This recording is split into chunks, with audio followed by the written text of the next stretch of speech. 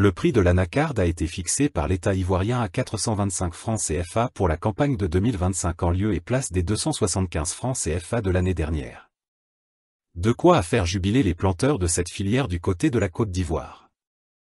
Mais qu'a pu bien motiver le gouvernement ivoirien à augmenter de 54% le prix bord champ de la noix de cajou par rapport à celui de l'an dernier?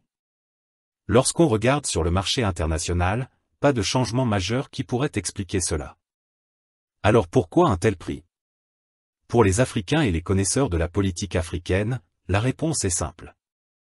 Il faut acheter la conscience des Ivoiriens pour espérer se faire voter à l'élection présidentielle de 2025. Il n'y a rien de nouveau, ni de spectaculaire pour les Africains. Payer les voix à l'approche des élections en Afrique est la stratégie la plus répandue sur le continent. Cela fait pitié, mais ce sont les réalités de l'Afrique.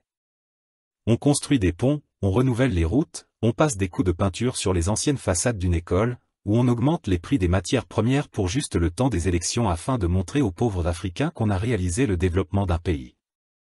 Que c'est triste de voir ces genres de mentalités au XXIe siècle, pendant que d'autres pays cherchent à envoyer sur la Lune des expéditions pour le bien de l'humanité, faire des recherches sur l'intelligence artificielle, voilà qu'en Afrique certains dirigeants cherchent plutôt à installer des pompes à eau dans les campements, électrifier des bâtiments dans leur propre village.